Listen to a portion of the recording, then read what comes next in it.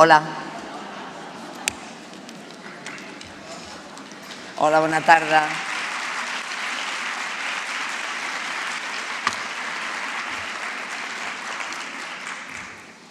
M'aplaudiu a mi perquè esteu acostumats a aplaudir a qui surt a l'escenari, però en realitat nosaltres us aplaudim a vosaltres per estar aquí avui acompanyant-nos i sempre al nostre costat.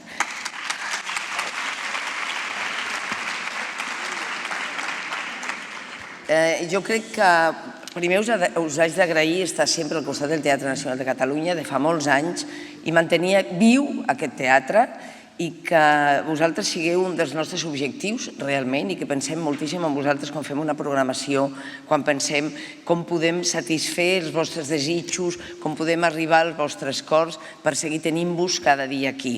Jo tinc aquí una petita llista dels més veterans i veteranes, bàsicament, que vull anomenar-los expressament: Fina Sanz, Mercè Riera, Conxita Ramon, Miquel Roca, María Pilar Cabrerizo, María Clara Camps, José Gabriel del Viejo. Moltíssimes gràcies per estar aquí fa tants anys, són els més veterans de tots.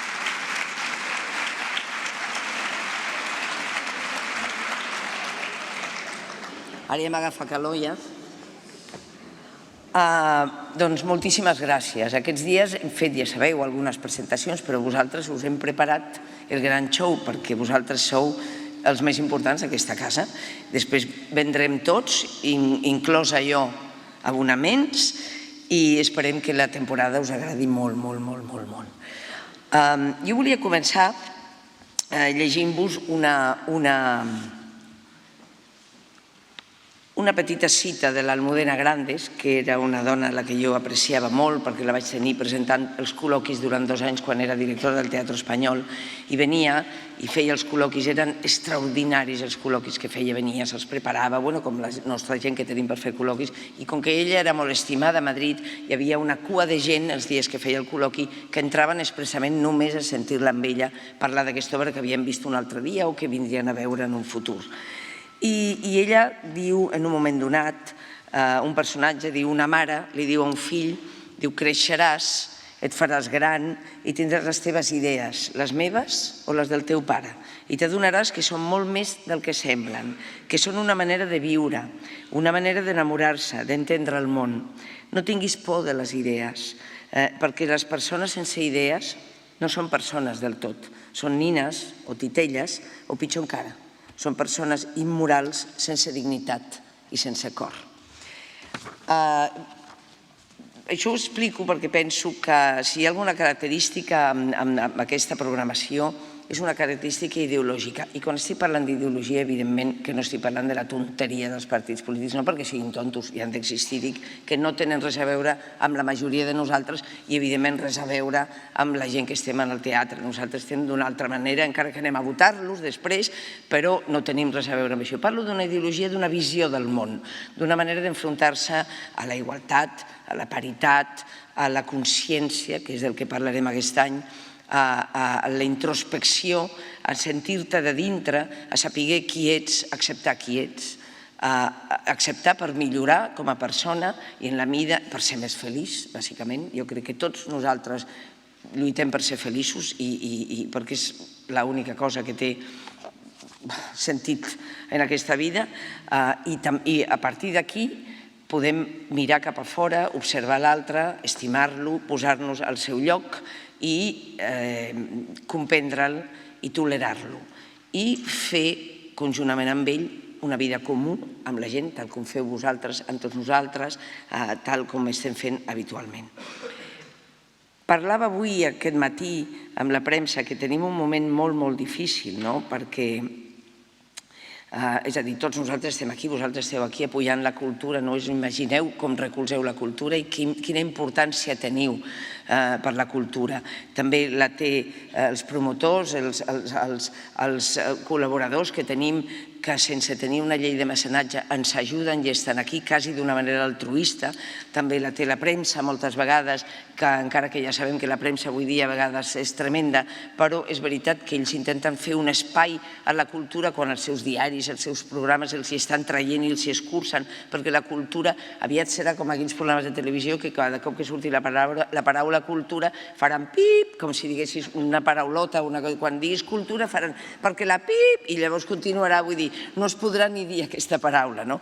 Vull dir que estem en un moment difícil, i estem en un moment difícil donat hi ha molts motius que han fet aquest moment difícil. Hem patit una pandèmia, la majoria de nosaltres no hem viscut una guerra, serem quasi les poques generacions que no l'haurem viscut, ara n'estem vivint una, de moment llunyana, i esperem que s'acabi aviat i que no s'apropi, encara que jo veig molta gent allà movent-se a veure si aconsegueixen vendre més armes i aquestes coses, i això em fa por, perquè sempre ha passat igual a Europa, se l'han fet entre d'altres i nosaltres hem estat allà.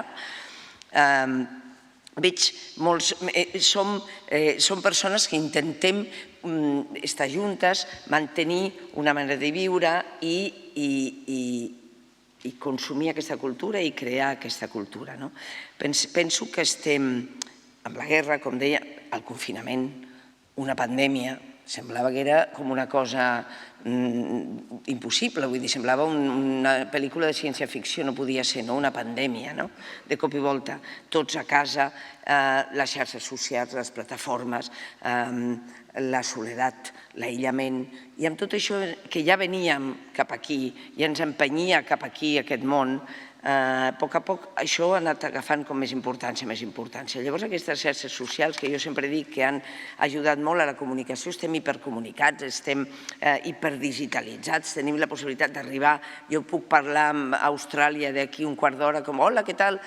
I parlem i fem un projecte i fem un programa i és a Austràlia i tot això és normal, però la soledat i l'aïllament cada cop són més grans, és a dir, això està matant el sentit de comunitat que és la raó de ser dels éssers humans i de les persones que estem aquí. I justament també és veritat que les xarxes socials comporten molta donar opinions sense que te les demani ningú, fàcils, sense rigor de qualsevol manera, tenir una sinceritat cruel, innecessària completament, que jo sempre dic que per dir les coses, per ser sincer, has de valorar l'impacte que això pot produir, sincer segons el teu punt de vista, sens dubte, l'impacte que això pot produir en l'altre, i si no ho saps, és millor callar i el silenci és la millor de les opcions. I amb totes aquestes coses, al mateix temps tenim les poquíssimes coses que queden que creen comunitat i entre elles és el teatre. I el teatre crea aquesta comunitat, crea la necessitat de venir, d'estar junts com estem aquí juntes, d'estar respirant i bategant exactament el mateix, que mentre que ho veiem som tots iguals, no som diferents ni l'un de l'altre, ni guapo, ni lleig, ni ric, ni pobre, estem tots aquí i totes aquí mirant les mateixes coses, sentint, deixant-nos portar pel que estem veient, i aquesta creació de comunitat és la més important. I després venim aquí, obrim la porta, entrem, s'apaga la llum i vivim altres mons, que és un prodigi que té la ment humana i que no té ningú més, que sapiguem, en aquest món, que és viure altres mons, la capacitat d'entrar en uns altres mons, de viure, de comprendre altres mons. I això ens amplia el punt de vista i ens amplia la vida i ens fa millors persones. I crec que en aquest sentit la creació d'aquesta comunitat i de venir al teatre penso que és molt important. Per això, amb tot l'amor i amb tot el treball, i és la nostra obligació i és per això que estem aquí, a més, hem fet durant una temporada que us presentem avui, que és un treball d'un any de tot l'equip del TNC, pel que us demano un gran aplaudiment, tots els tècnics, tothom que està aquí, Mònica, tothom.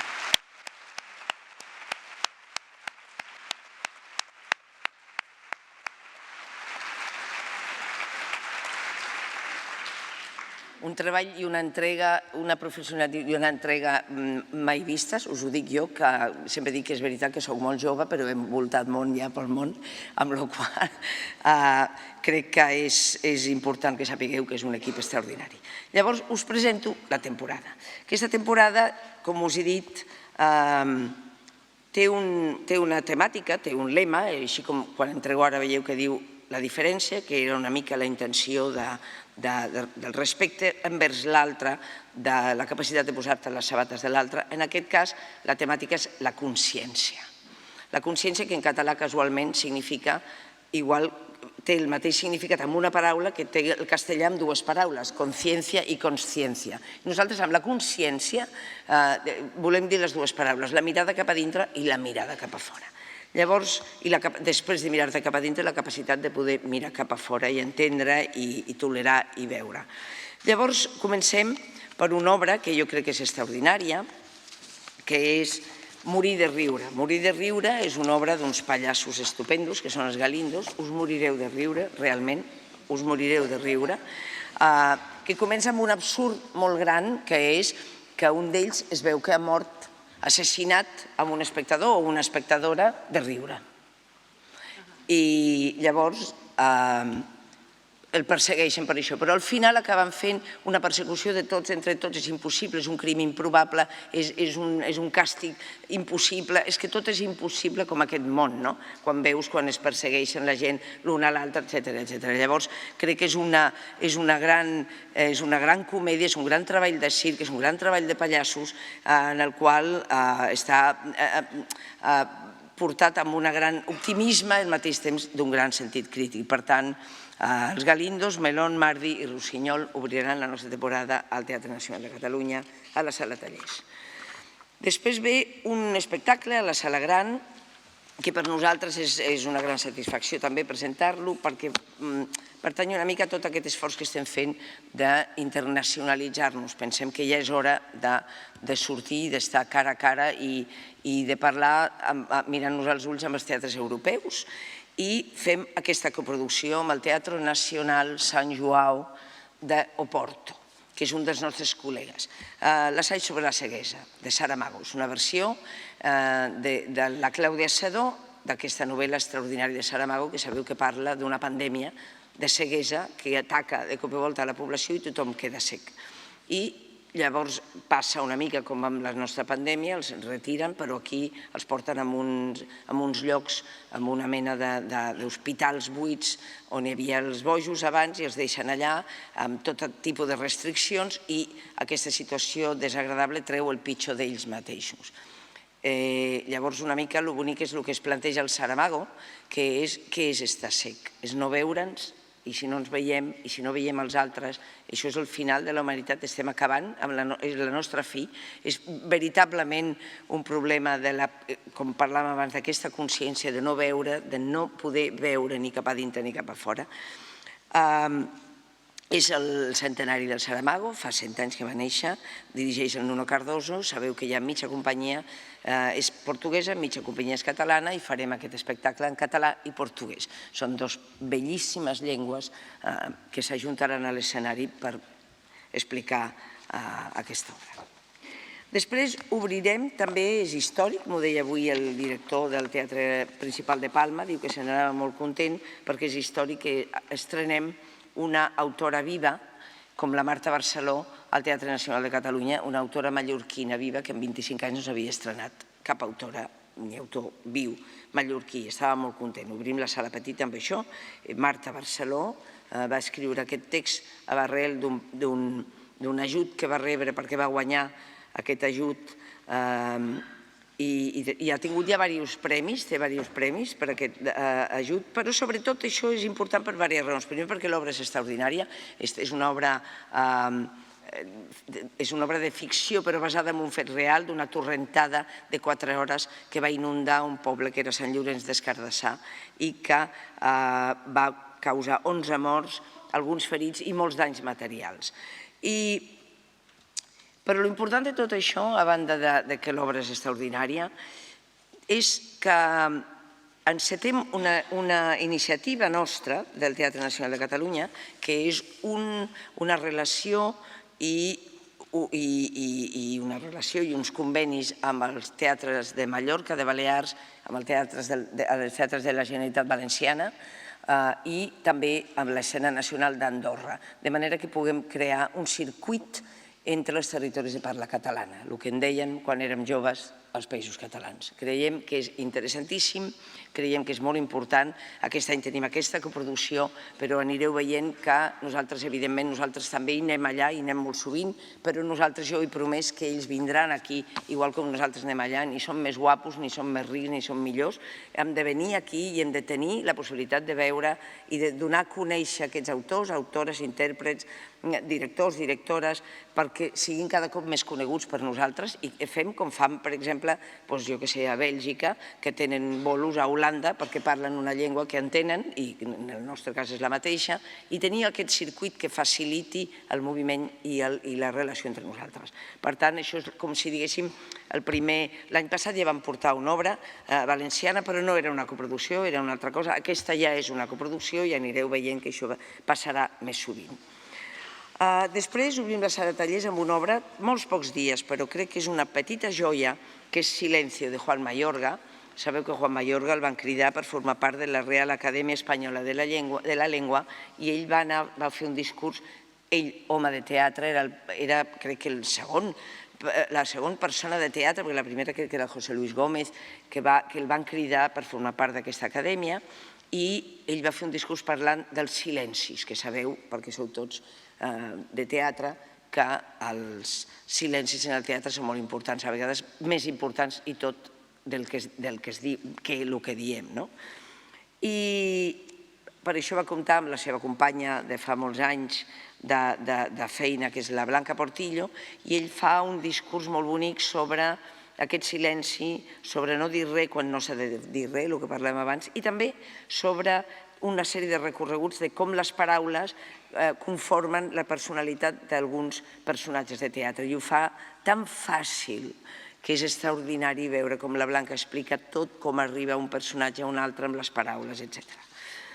Després tenim una obra juvenil feta per gent molt jove, per la companyia Tèntol, que es diu Intempèrie, i que la farem a la sala Tallers, i és una obra que parteix d'una realitat, que és que es van ajuntar una sèrie de joves que es van conèixer per les xarxes socials, que també tenen la seva part bona, sens dubte, i que s'ajunten per anar al Parlament d'Estrasburg a explicar i a demanar si es pot tenir un futur millor pels joves. I llavors ells expliquen quina ha estat aquesta experiència, quina ha estat la seva esperança a l'hora de fer aquesta possibilitat, a l'hora de fer aquesta proposta, i si això és una possibilitat o és una farsa. I d'això és del que parlen, i és gent molt jove, i és una obra que parla una mica d'aquesta, una mica, la necessitat dels joves, com sempre, de pertànyer a un món que en realitat no pertanyen, no? Sempre poso el mateix exemple. Hamlet és un jove, el seu pare li diu m'has de venjar, i ell no té res a veure amb ell, realment. I per això passa tota l'obra dient jo no sento això, és que a mi no em passa allò, és que clar, és que no és la seva vida, no li pertoca fer això i no té aquesta possibilitat de reaccionar perquè més emocionalment ha de venjar son pare perquè l'estima, en fi. I parlem una mica d'aquestes coses. Després a la sala gran vindrà Tríptic de Pippin Tom, tots coneixeu Pippin Tom, ells expliquen que aquesta obra la van començar, és una trilogia, amb 3 obres que es diu The Missing Door, The Lost Room i The Hidden Floor. I parlen, diu que començaven a assajar, perquè és una trilogia, necessitaven molt de temps per davant, un any i mig, 2, fins i tot una mica més, per assajar i per crear aquest espectacle. I estaven en un moment de molta esperança i de molta il·lusió quan va venir el Covid, després la guerra, després tot això que ens està passant últimament, i comencen a canviar una mica tot aquest sentit de l'obra. No perquè sigui pessimista, perquè no ho és, però sí que troben persones vagarejant per un espai on desapareixen les portes, on el terra s'amaga, on les habitacions ja no hi ha habitacions, estan perdudes, vull dir, i aquest és tot. Els que coneixeu sabeu que, a més, Pipin Tom són belgues, una companyia belga molt important, extraordinària, jo crec que hi ha un abans i un després a nivell de llenguatge teatral de Pipin Tom, però sabeu que, a més, han triat Barcelona per viure, viuen un tros a Barcelona, un tros a Brussel·les, i jo crec que els havien d'obrir les portes, com altres vegades ja ho ha fet el Teatre Nacional de Catalunya abans que jo estigués aquí, però em pensava que ho havíem de fer un altre cop. Després ve una companyia que coneixeu, perquè heu vist segurament molts de vosaltres un espectacle que van fer aquí, que era Encara hi ha algú al bosc, que es diu Cultura i conflicte. I en aquest cas parla d'un tema molt sensible i molt important avui dia, que és sobre la bellesa, sobre l'edatització de les persones, sobre que quan et fas gran ja no serveixes. I es diu Moriu-vos, a més, que el títol jo crec que és molt eloqüent, perquè parla precisament d'això, és a dir, a mi em crida molt l'atenció que en una societat on la ciència ha avançat tant que la mitjana de vida fa 20 anys, era 50 anys, i ara ni de lluny. Ara ja quan alguna persona es mor als 85 anys, tots diem, és que eres jove, tu, no? Vull dir, és així, i és meravellós, però com pot ser que al mateix temps que fem això, és una mica el mateix, si Vivaldi fa unes coses meravelloses, fem unes obres d'art sublims i fem una guerra. Vull dir, tenim això les persones humanes, per això parlem de la consciència, per no de passar uns límits ètics i morals que no ho hem de fer mai, no? Llavors, creem això, la possibilitat de viure més temps, de tenir una qualitat de vida més temps, i resulta que ja, passat una edat, ja no et volen, ja no et necessiten, ja no et respecta ningú, justament els nostres grans, que és la gent amb la que hem d'escoltar i a la que hem de cuidar, a més. Vull dir que estem parlant una mica de tota aquesta societat que deixa de banda la gent de la qual ha d'aprendre, no? Que és una societat, a més, el que se'n diu adanista, que vol dir Adán, el primer home, que diu, vinc jo, i des que soc jo al món, el feminisme va començar amb mi. Home, doncs hi ha unes quantes dones abans i uns quants segles abans, etcètera. Doncs una mica això, no? Parlem. Després, seguint amb el nostre conveni que teníem temporada alta amb el Premi Quim Masó, tenim aquí l'exhibició de Bonobo, que és del Josep Julien, i que parla també, està basat en un fet real, és un noi, Fadi, que ha de cometre un fet una mica terrible, que no us vull desvetllar aquí, i que en un moment donat no és capaç de fer-lo, i marxa i fuig, no vol cometre aquests assassinats, i llavors és abatut pels Mossos d'Esquadra i és mort. Llavors qüestiona totes les preguntes al voltant d'això que una societat com la nostra pot fer. Després hi ha, durant el temps de Nadal, un espectacle extraordinari que es diu Una noche sin luna, de Juan Diego Boto i Federico García Lorca. Juan Diego Boto va estar 5 anys escrivint aquest text. Ja està fet, volta per tot arreu, fins i tot per algunes ciutats de Catalunya, alguns municipis. És un èxit brutal, a tot arreu ha de tornar una vegada i una altra i una altra i una altra. És una obra que parla de l'última nit de Lorca, just abans que el matessin, per tenir una ideologia política determinada, que és per això que el van matar. I el Juan fa una mica, parla d'ell com a autor, com a artista, i de Lorca, i hi ha un moment que s'ajunten tots dos, com patim una sèrie de coses avui dia, com pateix ell quan li treuen la vida per Rojo, i és una obra extraordinària d'una emoció, ja veureu, és tremenda. Després d'això hi ha un espectacle que és a la Sala Tallers, que és el Talking Heads, que és de l'Alan Bennett, i que és molt bonic perquè, a més, això ja està fet, és un compromís que tenia el TNC, però que nosaltres hem volgut continuar perquè per qüestió del Covid ha caigut diverses vegades, no? I al final el van fer a l'Acadèmia, va ser un èxit brutal, però nosaltres l'hem volgut repescar perquè pensàvem que el Teatre Nacional de Catalunya estava implicat en aquest projecte, que en un moment donat, quan van tancar el teatre, quan no sé què, quan totes aquelles coses que ens van passar amb el Covid, no es va poder fer i hem decidit tornar-lo a fer, sobretot perquè les 3 actrius que ho fan crec que és impossible dir que no amb persones com la Lourdes Barba, com la Imma Colomer i com la Lina Lambert. Per tant, les tindrem totes tres fent aquests monòlegs, que són petitíssimes coses que els preocupen a aquestes senyores i que ja veureu que a vegades semblen absurdes, però si pensem en nosaltres veurem quantes vegades ens preocupem per coses absurdes i estem allà a l'Equetepec amb les coses més absurdes del món, no? I elles tenen aquesta visió de la vida. Després fem un espectacle a la Sala Petita que ens fa molta il·lusió, és un espectacle de circ, que és el Déjà Vu de Manolo Alcántara, és poètic, estem parlant de la consciència i per tant parlem dels desitjos no acomplerts al llarg de la vida, dels somnis no acomplerts i per tant de la sensació de desànim i de frustració que hi ha a vegades.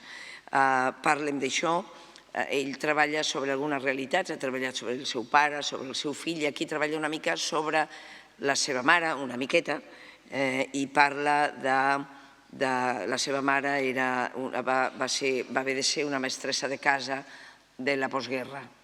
Potser també és una persona que podia haver tingut uns altres somnis, però ja no li van deixar tenir-los. Per tant, Déjà Vu de Manolo Alcántara.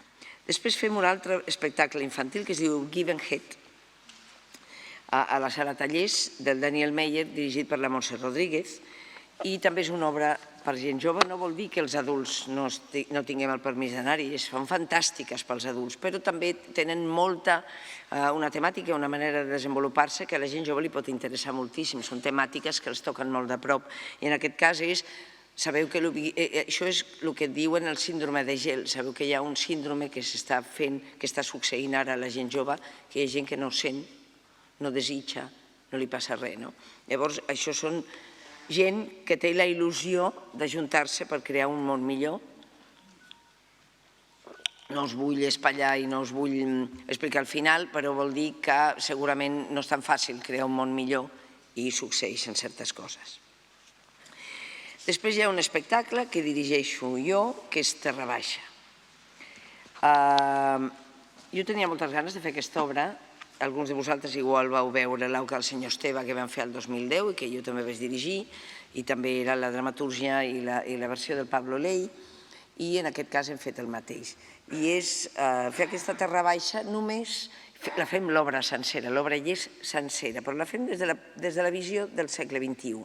Vol dir que tot el que significa el drama rural està una mica més, des de la posta en escena, una mica més esborrat per convertir aquest drama en una visió des del segle XXI, fent l'obra exacta del Guimerà i explicant una mica que tot això succeeix també, i de fet el Guimerà ho explica, quan el Manelic mata el Sebastià, la Guàrdia Civil, ho diu el Guimerà, arriba al Mas Bordís i buscaran el Manelic per matar-lo al Garrotville, sens dubte, perquè a més és el moment de la Barcelona, la ciutat de les bombes, de Barcelona la Rosa de Foc, que li deien, uns li deien la ciutat de les bombes, els altres la Rosa de Foc, és la Barcelona dels atemptats del Liceu, de la Gran Via, de Montjuïc, on hi va haver molts assassinats, amb els atemptats, evidentment, horribles, i també molts judicis falsos amb innocents que anaven al Garrotville també.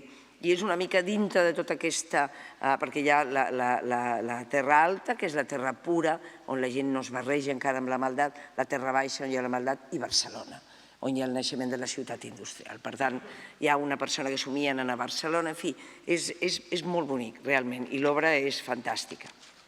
Estem molt contents. Després, a la Sala Petita, fem una obra molt bonica. Bonica no és la paraula, és una animalada d'obra que es diu Quan ens haguem torturat prou, del Martin Krimp, que dirigeix la Magda Puyo.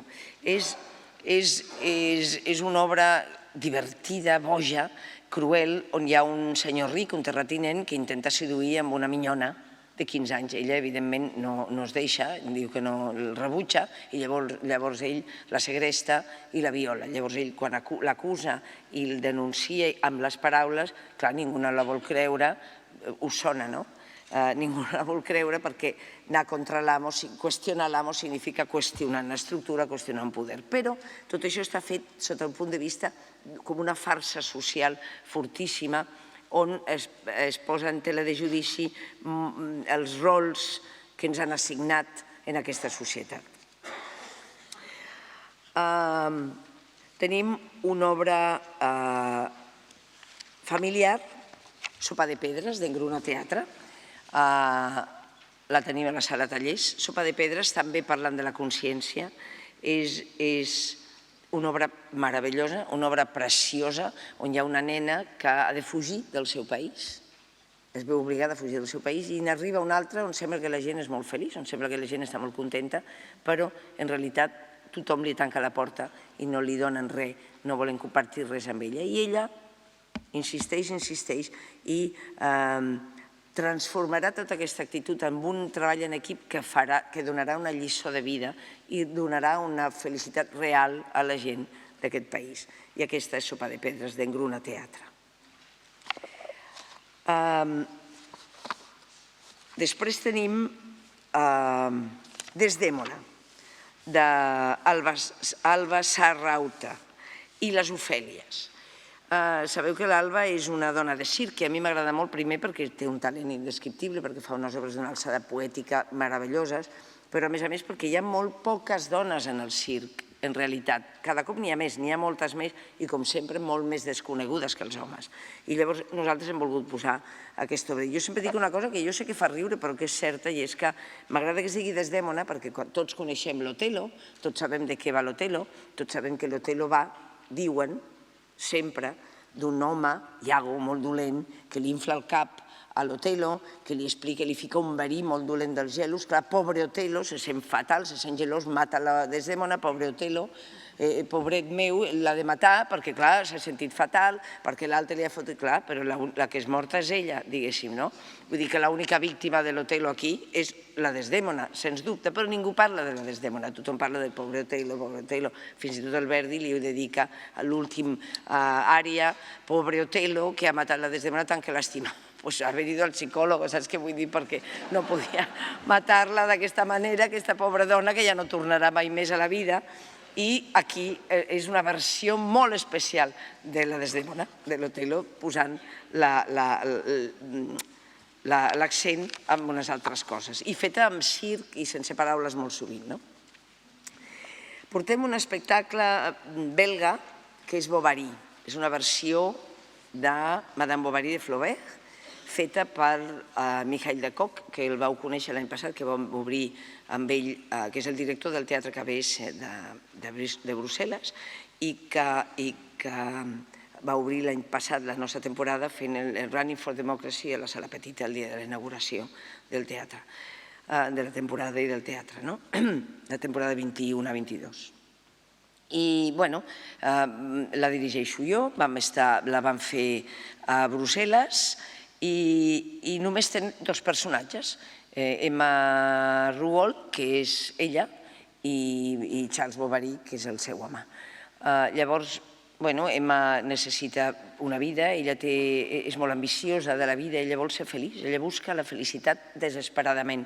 Ha llegit moltes novel·les i creu que la felicitat només la trobarà de la mà de l'amor. I es dedica, es casa amb el Charles, però el Charles és un home avorrit, terrible, que tampoc no la deixa anar de cap de les maneres, i ella busca altres amants. Per això sabeu que el Flaubert el van acusar, el van portar a judici perquè van dir que havia descrit una dona libertina i que això era un desastre i tal, però jo crec que no és libertina, busca la felicitat d'una manera desesperada i no la troba de la mà de l'amor, perquè hi ha una cita de Simone de Beauvoir que diu molt bonica: el dia que una dona pugui estimar no amb la seva feblesa sinó amb la seva força, no escapar d'ella mateixa sinó trobar-se, no humiliar-se sinó afirmar-se, aquell dia l'amor serà per ella font de vida i no un perill mortal. I per l'Emma va ser un perill mortal i és suïcida. I ja veureu que és molt especial l'obra i això. Tenim també una cosa meravellosa a la Sala Gran, que és la trilogia sobre la guitarra de la Rocío Molina. No sé si vosaltres coneixeu la Rocío Molina, la coneixeu? L'heu vist alguna vegada? És meravellosa, jo crec que és una artistaza brutal, és una noia amb una força i una polenta impressionants i amb un talent indescriptible. Fa una dansa completament minimalista, però al mateix temps s'endinsa dintre de les arrels del flamenc i és un espectacle, és una trilogia amb músics, en com ella va casant amb la música i com el flamenc es va composant d'aquestes dues coses. De fet, quan Caída del Cielo, no sé si l'heu vist algú, no sé si va passar per Barcelona, Caída del Cielo, ella té un diàleg amb els 6 o 7 músics que porta, que sabeu que els músics han de seguir, em vaig enterar aquí, no ho sabia, han de seguir la bailaora. I llavors ella para, els fa seguir i ells la segueixen, és una cosa, ella papa, comença, ells, bueno, para, era un joc brutal, era un joc que feia, tot el teatre s'aixecava immediatament, aquí també t'aixeques, és impressionant realment aquesta trilogia, o sigui que espero que la disfruteu perquè és meravellosa. Entra dintre de la quinzena de la dansa. Després tenim una obra que ens fa molta il·lusió, evidentment, el Teatre Nacional de Catalunya, que ha de cuidar el repertori, no podia no tenir la Maria Aurelia Capmany, l'havíem de tenir un dia o un altre, i la tenim aquesta vegada. Vent de Garbí i una mica de por, la dirigeix la Judit Pujol, i la versió és d'Albert Boronat. És una obra que parla de 3 revolucions importantíssimes de la burgesia en 3 moments donats de la història. El juliol, a més, són totes el juliol del 68, amb el maig del 68, el juliol del 36, ja sabem per què, i el juliol del 1909. I en totes 3 revolucions no es duen a terme perquè hi ha el vent de Garbí, perquè o bé hem volgut aconseguir massa coses i l'única cosa que hem fet és erosionar tot, o bé hem tingut una mica de por i no hem arribat aquí. Vent de Garbí i una mica de por, a la sala petita. Tenim les dramatúrgies emergents europees, la dramatúrgia emergent europea, que aquest any les hem fet amb Bèlgica i que són un projecte d'anada i tornada. Van venir un autor, una autora, sempre sabeu que aquí sempre tot és paritari, i 2 directores van venir aquesta vegada i van dirigir una mena de lectura dramatitzada una mica més que una lectura, una mica una posta en escena, però sense aprendre's el text perquè assagen 6-7 dies, i nosaltres hem enviat allà la Clàudia Sedó, un text de la Clàudia Sedó, un text del Joan Llago i la Montserrat Rodríguez. I el Juan Pablo Miranda dirigiran i justament estrenen a Brussel·les el 4 de juny. I això ens serveix perquè tota la nostra també, els nous autors i autores siguin traduïts, en aquest cas al flemish, al belga i al flamenc, i ara, aquesta temporada vinent, al portuguès. I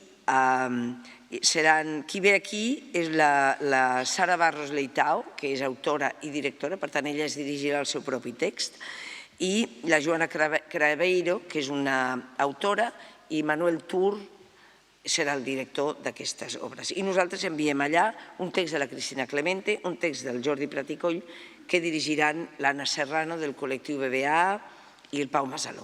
O sigui que allà no tenim encara les dates, però les tindrem aviat, perquè nosaltres hem presentat una mica més d'hora i serà aquesta, l'anada i tornada. Tenim una cosa que acabarà a la sala gran i que estem contentíssims perquè jo crec que serà fantàstic, que és El temps i els Conway, de Presley, i dirigida per l'Àngel Llàcer. Jo crec que aquesta obra que es va fer aquí d'una manera extraordinària pel Mario Gas, sabeu que va fer un muntatge que pràcticament tots hem vist i que va ser, a més, interpretat per actors i actrius que en aquests moments són importantíssims i que en aquell moment, quan els veus et mous perquè són superjoves i estan estupendos. Jo crec que he passat quasi 30 anys, no sé si ho diu l'Àngel aquí, quan ha passat, no sé, però molts anys, crec que era un moment de tornar-lo a fer des d'aquí, des del Teatre Nacional de Catalunya. I també parlant de la consciència i dels somnis perduts i de l'acceptació,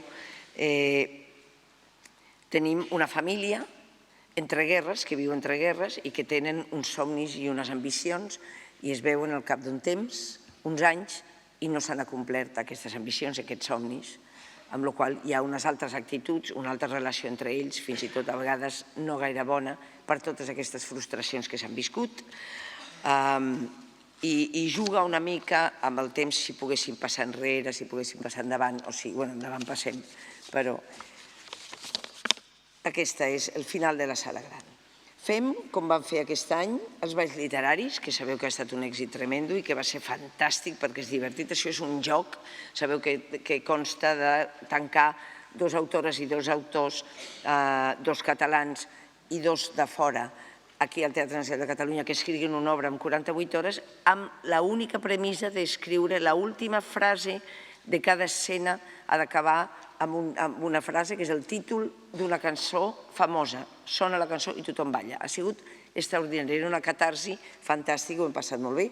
Aquest any és Mar Monegal, Salvador Sánchez, dels nostres, diguéssim, Charlotte Lagrange, que és una escriptora parisina extraordinària, i Miquel d'Oliveira, que és portuguès, i vindran aquí a fer això.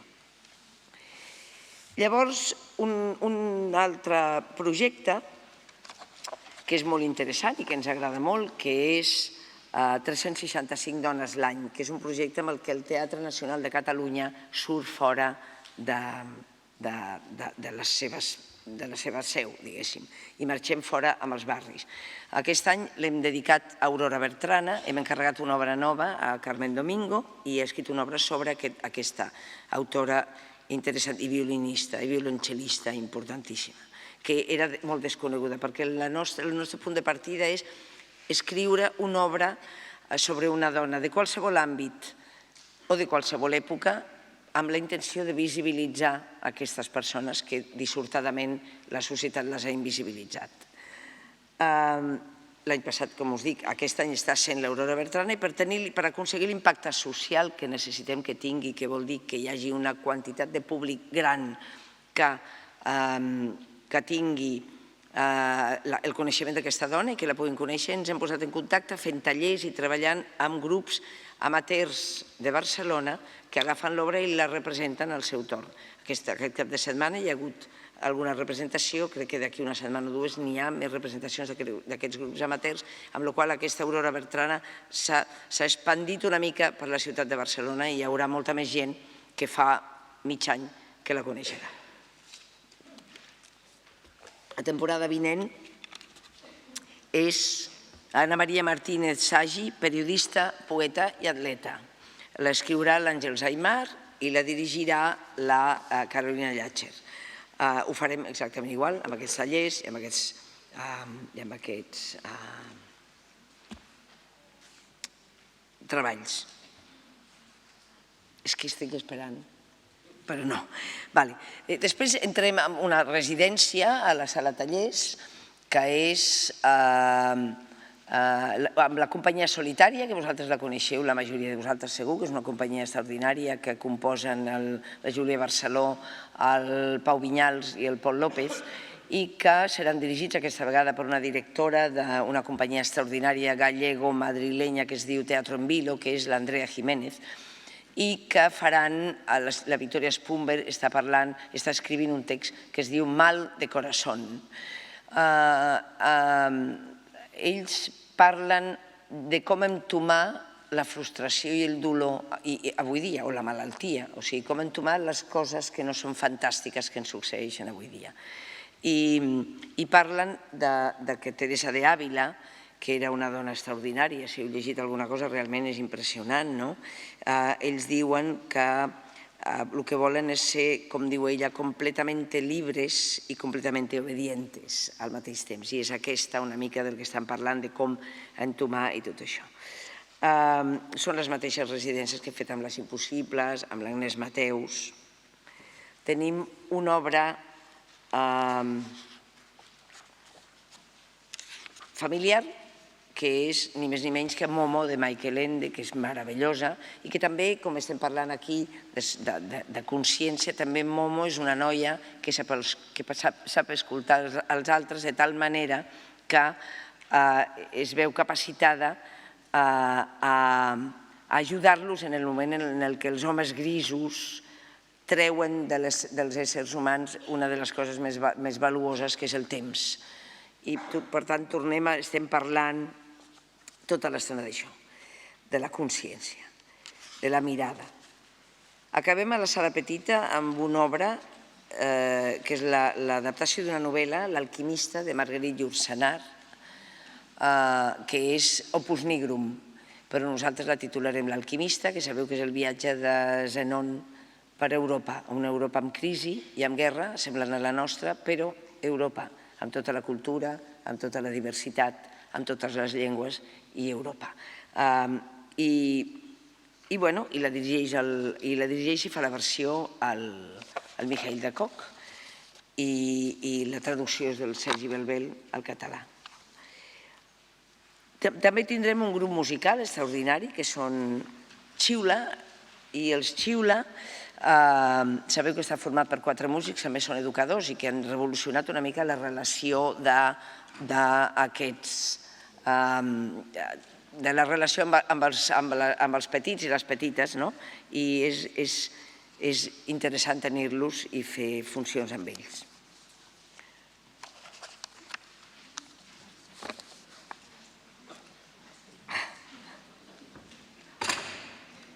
Ai, Déu meu.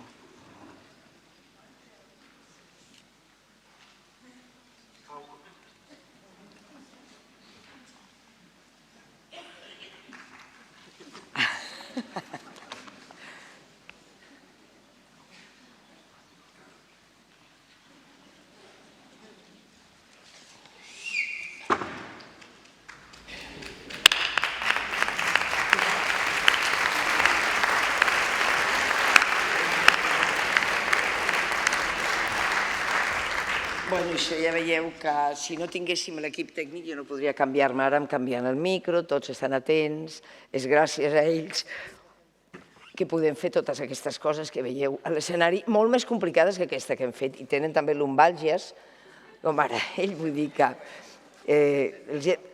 estava millor aquí, bueno, doncs gràcies a ells estem millor. Oh, en sèrio? Què dius ara? Vaja. Bueno, ja acabem. Aquí tenim una cosa que és el que veieu aquí, que diu TD Day, que vol dir Theatre Democracy Day. Això sabeu que forma part del nostre projecte europeu Between Lands i que és un projecte que ha unit, i que és un projecte que és iniciativa nostra, que ha unit el Teatre KBS, que és el Real Teatre Flamenc de Brussel·les, l'ERT, que és l'Emilia Romagna Teatre Fondazioni de Bologna, Mòdena, Ferrara, després està la Comédie de Reims, el Teatre Nacional Sant Joao de Porto i el Teatre Nacional de Catalunya. Ens hem ajuntat, són 5 llengües, són 5 teatres, i ens hem ajuntat per fer un projecte comú que parteix de, ja vau veure una mica amb el Running for Democracy l'any passat, i continuem amb un projecte de 4 anys, que ha de durar 4 anys, i que tocarà 4 temes molt importants, cada un d'ells liderat per un dels teatres, un dels països, i 4 temes, i per tant un treball amb 4 col·lectius molt importants. És a dir, treballarem com es feia tota la vida, com feia el Shakespeare, com feia el Molière, amb col·lectius reals, i a partir d'ells i d'elles farem tota la dramatúrgia i crearem un espectacle així. Però cada país té un autor, una autora, sempre paritari, ja ho sabeu, això és obligat, mandatori, que diuen, i sempre paritari, i tots aquests autors i autores es reuniran en una residència amb el país que lideri aquest tema, que haurà treballat sobre el tema, i, per exemple, ara estem treballant sobre l'adolescència, ho lidera Portugal. Ells fan tota una feina sobre els adolescents, fan un vídeo, fan un podcast, treballen amb entrevistes amb la gent jove, etcètera, per crear un text, i llavors anirem tots, nosaltres tenim la Daniela Feixes, que anirà cap allà, per part nostra, aniran allà, faran uns dies de residència a Portugal, per treballar tot això que han treballat ja a Portugal, i a partir d'aquí marxaran a casa seva, escriuran un text petit, 12-15 minuts, i a més se li demanarà cada any cada tema amb un autor o autora d'un país extracomunitari. Aquest any, per exemple, serà Cap Verd, perquè estem a Portugal. Nosaltres, quan tinguem aquí el nostre, que som els últims, serà una autora libanesa extraordinària i que composarà 6 obres, per tant. Llavors, aquest any són els adolescents, l'any següent seran la colonització, que liderarà Itàlia, l'any següent seran els migrants, els sense papers, que lideren França i Bèlgica, i l'últim any serà la violència contra les dones, que liderarà al Teatre Nacional de Catalunya.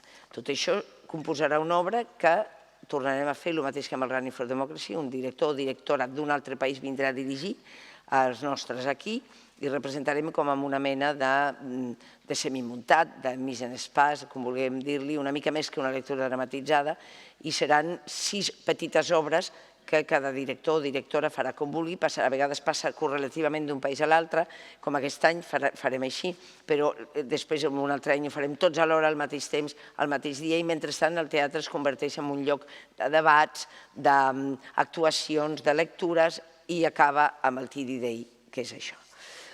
Acabem la temporada amb el Festival ZIP, i sabeu que el Festival ZIP són 5 propostes que ocupen amb CAT tots els espais que necessitin del Teatre Nacional de Catalunya durant 5 dies. Si aquest any parlàvem de la diferència i el tema, perquè encara està per venir, el ZIP, és l'ecologia, que seria com si diguéssim el màxim respecte al que no és un mateix, ja fins i tot el que no és un ésser humà, a la naturalesa. En aquest cas parlem de la consciència i el ZIP està dedicat a l'amor, que seria com si diguéssim la màxima expressió de la consciència. Són sempre espectacles, és escena híbrida, són llenguatges més nous, investigacions, i tindran les portes obertes del Teatre Nacional de Catalunya perquè també aquests artistes existeixen i han d'estar amb nosaltres. A més, cada any fem l'encontre internacional d'una associació de joves espectadors i espectadores que es diu IPAL, que vol dir Young Performing Art Lovers, i que venen i es reuneixen aquí i que a més estan tots els dies del ZIP de tot arreu d'Europa i parlen amb els artistes, creen debats. Per tant, la gent que entri aquí a veure 3 espectacles en un dia, per exemple, podran assistir a un debat amb coses que hagi organitzat la gent dels IPALs, que són interessantíssims i que són gent que es mou molt per tota Europa. És una mica com vosaltres, però són molt joves, no tenen ni 25 anys. És gent que li agrada molt el teatre i que són grans espectadors, que ajuden moltíssim, com vosaltres, a que el nostre teatre es mantingui, a mantenir una manera de crear, d'estar amb la gent, etc. I és una mica això, no? Però estan començant, diguéssim. I aquí acabaria la nostra temporada. Com sempre sabeu, aquest any també tenim coses al Festival Grec perquè pensem que és el festival més important que hi ha en aquest país i, sens dubte, el festival més important que hi ha a Barcelona, a la ciutat de Barcelona, i nosaltres col·laborem volem formar part d'aquest festival. Aquest any estem aquí i la temporada vinent coproduirem amb la companyia Malpelo l'últim duet que faran, que es diu Double Infinite, de Bluebird Call. Només explicar-vos una cosa, que l'any passat, no sé si algú de vosaltres va venir a una experiència que vam fer molt interessant, que en diem Variacions, que és que una noia molt jove, postgraduada, francesa, que es deia Jade Mayan, bueno, es diu, no s'ha mort, diguéssim, es diu Jade Mayan, va venir aquí i va fer una versió molt personal del desig de Benet i Jornet sobre l'escenari que teníem aquí. Va fer-ho amb gent postgraduada de l'Institut del Teatre, és un conveni que tenim amb l'Institut, i va muntar aquesta versió. De què serveix això? Serveix de veure una versió totalment diferent d'un desig que no ens ho podem ni arribar a imaginar perquè aquesta noia no coneixia Benet i Jornet, de que tota una sèrie de gent d'una generació de fora de Catalunya conegui Benet i Jornet perquè estava traduït al francès, aquesta noia el va llegir ella, les 2 persones que l'ajudaven, etc., i que munti aquesta cosa. Estava tot el teatre ple de gent jove, sobretot gent de l'Institut del Teatre, que somiaven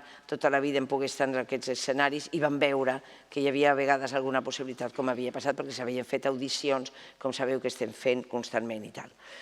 Llavors, aquest any no la fem perquè també és un projecte d'anada i tornada. A causa del Covid nosaltres hem tingut obert amb 30%, 50%, 70%, després torna el 30%, després torna el... O sigui, ha sigut molt dur, no? Però a Europa, la majoria dels teatres europeus han tingut els teatres completament tancats durant any i mig. Nosaltres l'any passat no vam poder, o sigui, aquesta temporada, perdó, no vam poder fer l'intercanvi perquè els teatres estan totalment depassats perquè tenen tot el que els ha caigut d'un any i mig d'estar tancats, i el que sí que farem és l'any que ve la tornada és a dir, l'anada va ser aquesta francesa venint cap aquí. Nosaltres portem, encara no està triada, la directora o director jove, graduat fa 5 anys màxim, allà, que dirigirà una versió dels Gegants de la muntanya, dirigida per Lucy Berelovich, i que aniran al Centre Dramàtic de la Normandie Vir a fer-la, aquesta noia. Per tant, tornarà a treballar en gent francesa, en llengua francesa, amb una versió jove i personal d'aquesta obra.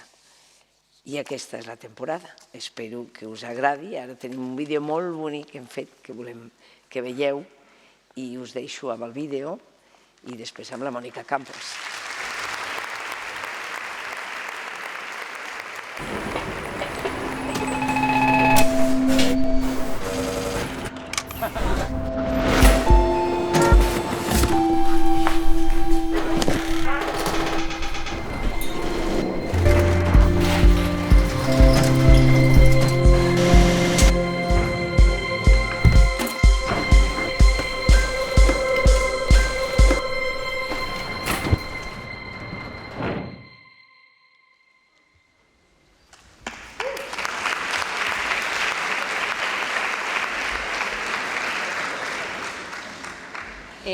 Molt bé, moltes gràcies a tots. Contenta de tornar-vos a trobar perquè l'any passat, que va ser aquell any estrany, després d'un altre any estrany, no sé quants anys estranys. No se sent? Ara se sent? Molt bé, és que jo no soc professional d'això, ja ho sabeu. Aquí tenim a la Carme i si no ho faig bé, aixequeu la mà, que us veig una mica i... Doncs deia que estic contenta de trobar-vos aquí perquè l'any passat va ser aquell any estrany que no vam poder fer aquesta trobada, que després sortim allà i comprem abonaments i aquestes coses. Vull dir que contenta de retrobar-vos. Amb alguns ja, fins i tot ja ens coneixem. I us estalviaré una feina. 36 espectacles, perquè sé que algun deu estar comptant. Li he preguntat a la Romina, perquè fins i tot a mi se m'oblida. 36 espectacles més el d'inici de temporada, que crec que el 17 presentem temporada, que també us esperarem en aquesta festa que farem d'inici de temporada, ja ho rebreu, la gent de comunicació us ho enviarà, però com veieu doncs tenim de tot, no? Tenim clàssics, tenim catalans, tenim estrangers, tenim europeus, tenim teatre per joves, tenim teatre per canalles i tenim coses rares i tenim coses clàssiques. Vull dir que segur que trobareu de tot en aquesta temporada que ens ha quedat bastant xula, la veritat. I jo simplement dir-vos que mantenim tot igual, vull dir que no hi ha canvis de preus en aquesta temporada, es mantenen els mateixos preus dels abonaments i tenim una novetat per la gent jove. Farem uns packs a 10 euros, que sortiran a 10 euros les entrades per la gent més jove. I precisament, no sé si sabeu que avui a les 12 hem obert la venda per internet i per telèfon i la primera persona, el primer abonat que ens ha comprat precisament aquests packs joves ha estat l'Isart Omar, que no ha pogut venir avui perquè crec que tenia classe, però ens ha donat permís per donar el seu nom i l'Isart ens ha comprat 5 packs joves. Mila, on vas? Mila, però què feu per aquí? Xam, on vas? Perdona, Mònica, és que la Mila sempre se m'escapa. Mila. Però teníem una visita guiada ara. No, hola, bona tarda. Mila, avui no hi ha visita amb les escoles, que no veus que aquesta gent no són d'una escola? Em penso que s'han equivocat, Xam, què feu aquí? És que se m'escapa la Mila, Mònica. És que no us toca ara, Ja ho sé. Perdoneu, Però qui són tota aquesta gent? Mila, aquesta gent són els abonats. Exacte. Que gràcies a ells podem tenir un projecte educatiu com el que tenim. Correcte, ells són els que De ens fet, ajuden. gràcies a ells us tenim a vosaltres. Això mateix. Moltes gràcies, moltes gràcies. Per això podem fer les visites guiades per les escoles i els tallers. Oh, els tallers són superguais. Va, Mila, no ens distraguem més Ai, a sí, tota aquesta gent. corre, la visita, Perdona, la visita. Mònica, Adéu. Corre. Aquests són els nostres titelles, vosaltres no us coneixeu gaire, però realment aquí fem tot aquest projecte educatiu i social que també hi és, que ara evidentment no l'hem presentat, perquè el presentem, crec que és el dijous, Sònia, el dijous el presentem a mestres i també estem molt orgullosos i vosaltres també formeu part d'aquesta comunitat que és el Teatre Nacional de Catalunya, i gràcies a vosaltres podem fer aquests tipus de projectes. I que a veure si em deixo alguna cosa, que tot és bàsicament igual, que ara ja podeu comprar els abonaments aquells que vulgueu, que tenim un període exclusiu de venda d'abonaments i de bescanvi que acaba al setembre i que aleshores ja començarem a vendre les entrades individuals. I res, simplement això, que estem molt contents, que ara quan pugueu sortir tenim poqueta cosa, ja sabeu que pressupost no tenim gaire, però alguna patateta he vist i he robat abans de venir fins aquí, i que no m'oblidi de dir-vos que entra a l'últim vídeo de la temporada. Moltes gràcies a tots.